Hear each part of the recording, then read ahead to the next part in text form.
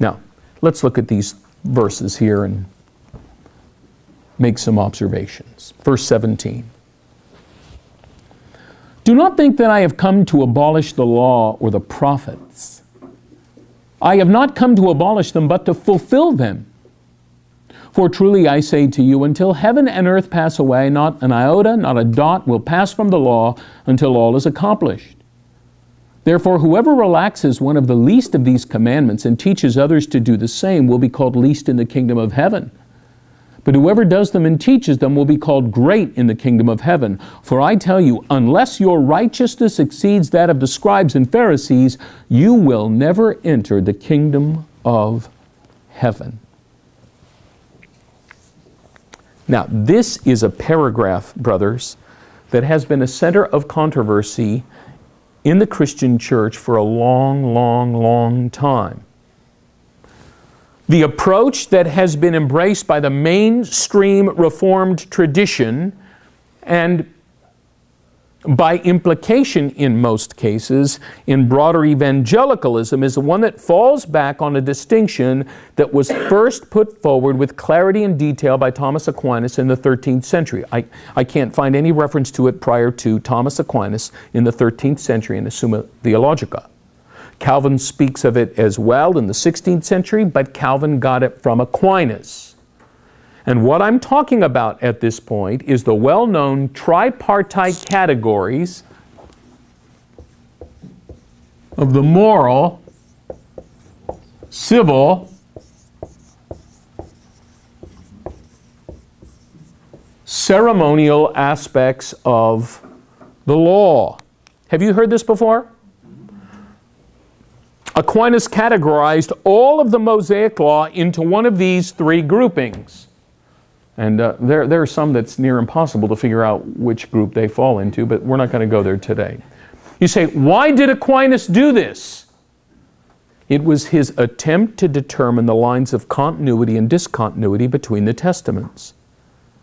In other words, guys, what from the Mosaic law is presently applicable to us over against what was uniquely applicable and thus confined to Israel.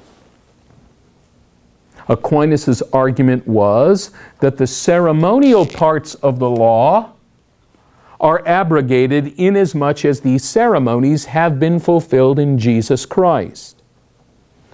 Aquinas went on to say, the civil bits of the law have been abrogated inasmuch as the locus of the people of God is no longer a national entity. We are no longer a body politic. We are not a nation. If your bull gores my bull, we don't go to church, right? We go to small claims court or wherever you would go. All of this then leaves us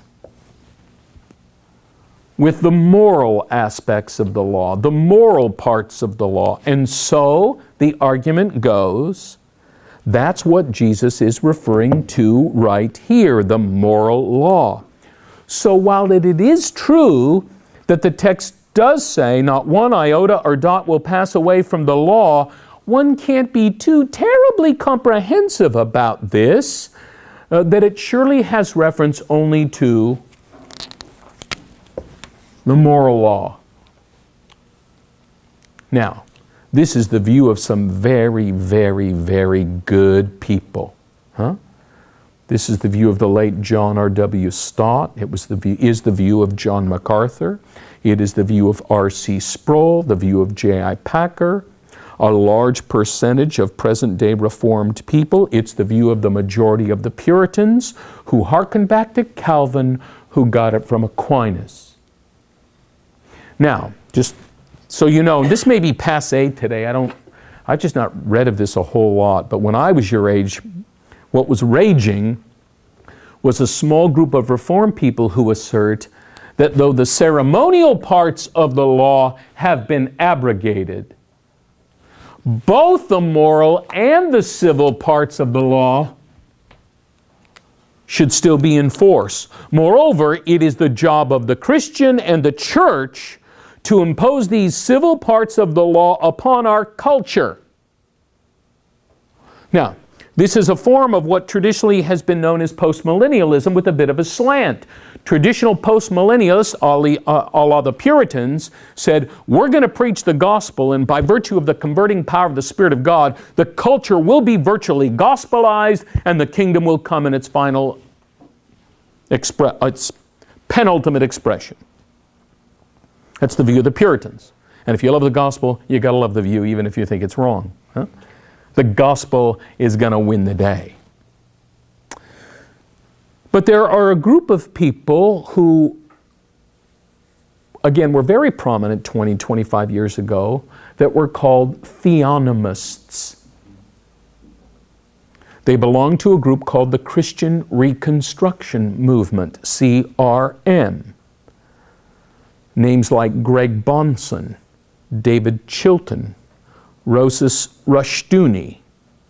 And they were postmillennial with a bit of a slant. What will bring in the kingdom will not solely be the gospel. It will be the gospel along with our imposing law on the culture. The same exact civil law we find on the pages of the Old Testament. So, do we keep only the moral parts of the law? Or are we bound to keep both the moral and civil bits of the law?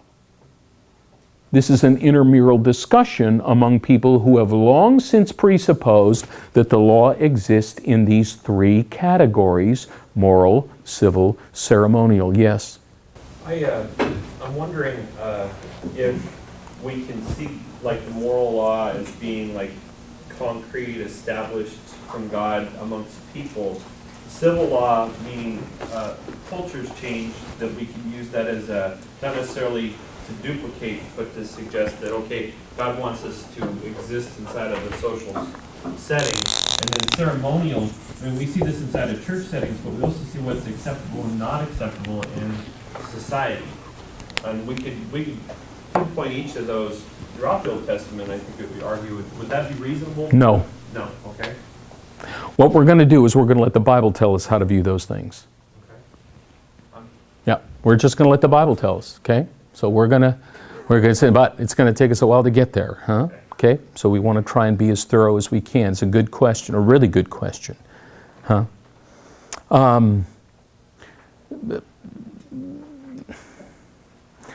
In fact, maybe that brings us really to the heart of the issue. Is there any passage in the New Testament that embraces this tripartite division and uses it as a means for establishing the lines of continuity and discontinuity between the Testaments?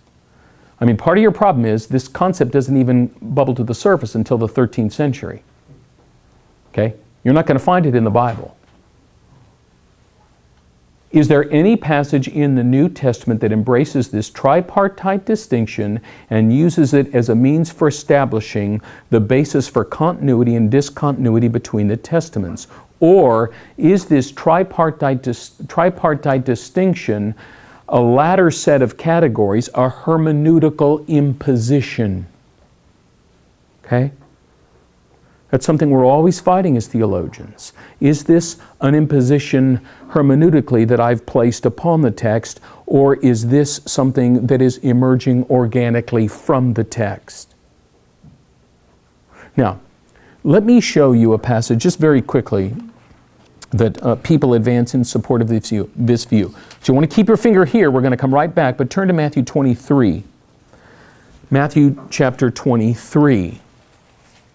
Jesus is speaking very, very strong words of denunciation to the scribes and to the Pharisees. A scathing section, really, Matthew 23, 24, 25. But notice, let's just pick up one of these in verse 23.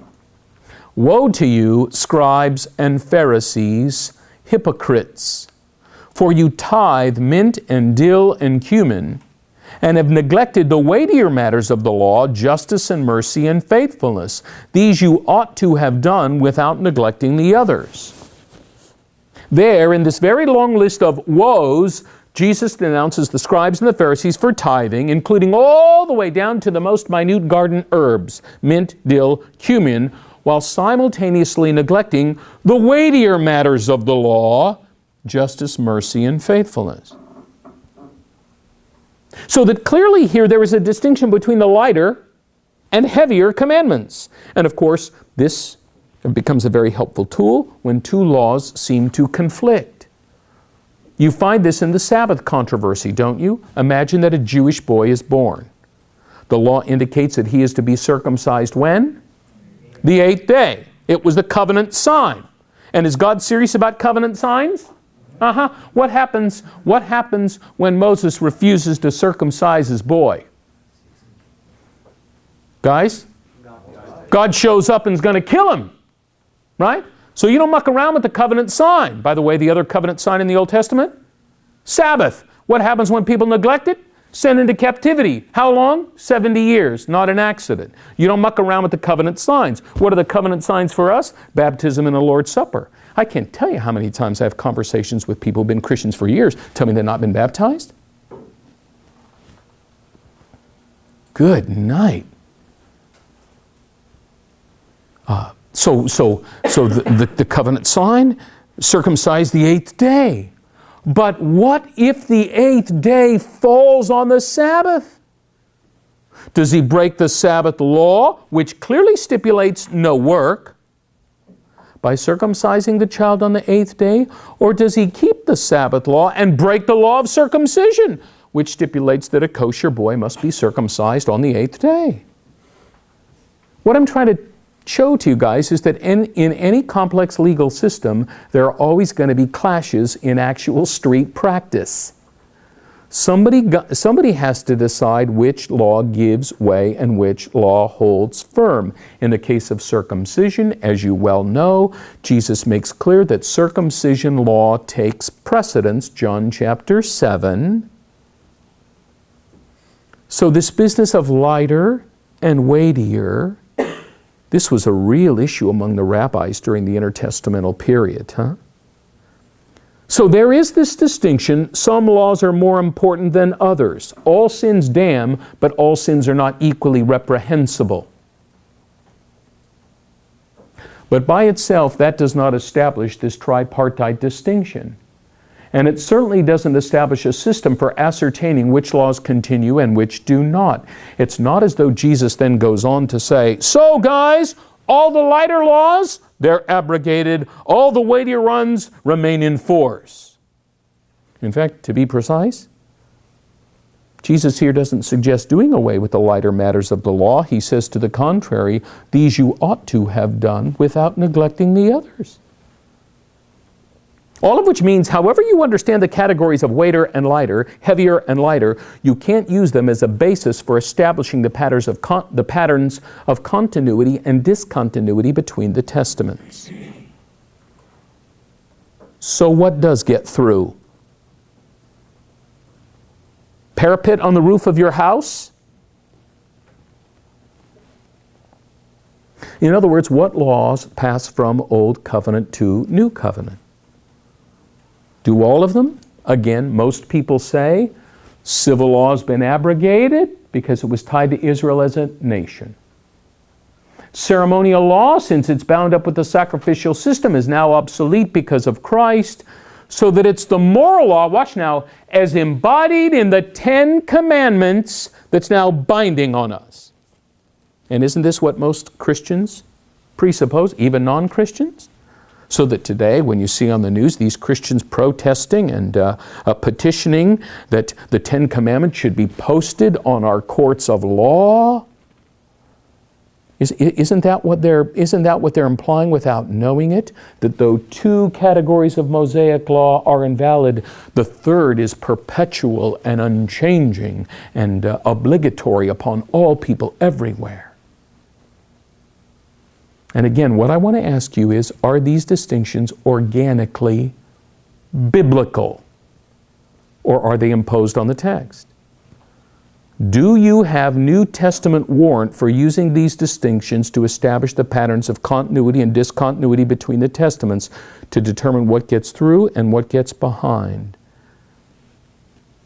I obviously don't think so.